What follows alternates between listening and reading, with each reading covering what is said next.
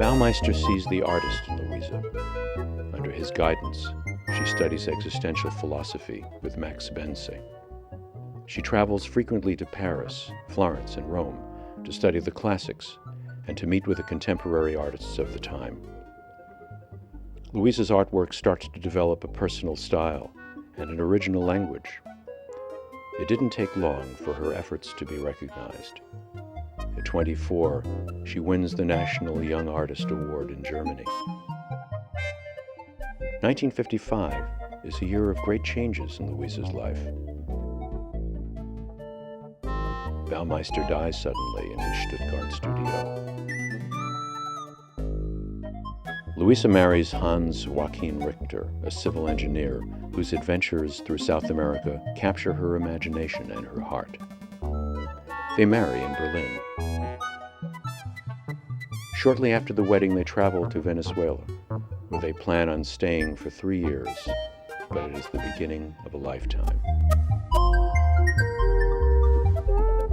The Richters settle in Caracas, and she finds a vibrant international city.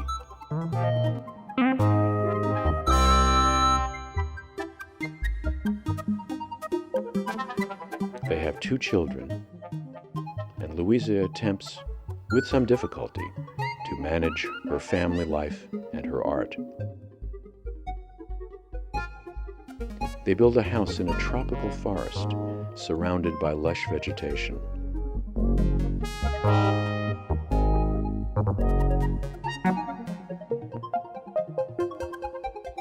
Inside, ample spaces are filled with light and hundreds of colorful orchids and a large library full of books and African and Amazonian artifacts Louisa has collected over the years.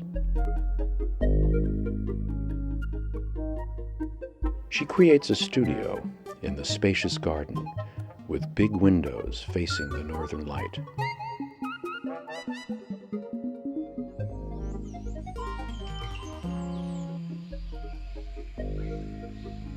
A wonderful detail of the house's architecture is a balcony. It attracts a diversity of tropical birds. They come to feed on the fruit Louisa leaves for them. A concrete frame opens up to the landscape and seems to declare the mountains themselves and skies are living works of art.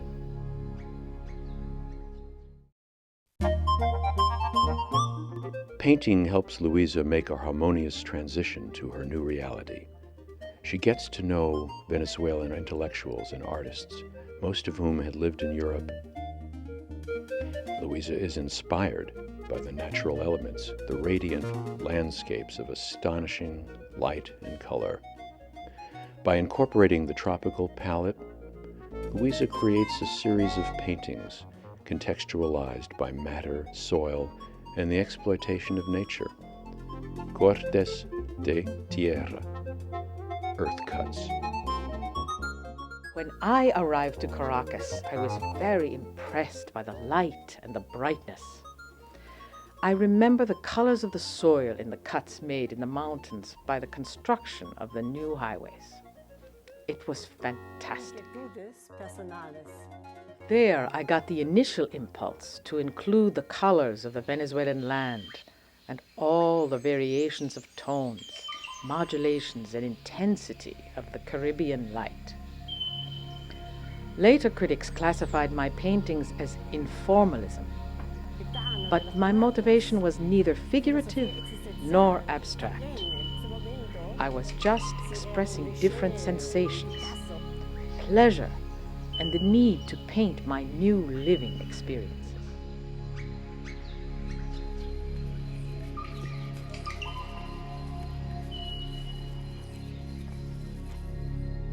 Her extensive body of work includes oils, drawings, graphic arts, gouaches, pastels, and collages.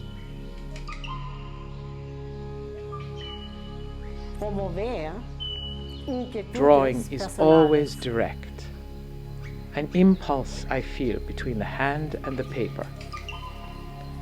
The lines in a drawing are reactions that arise from my insight and impressions.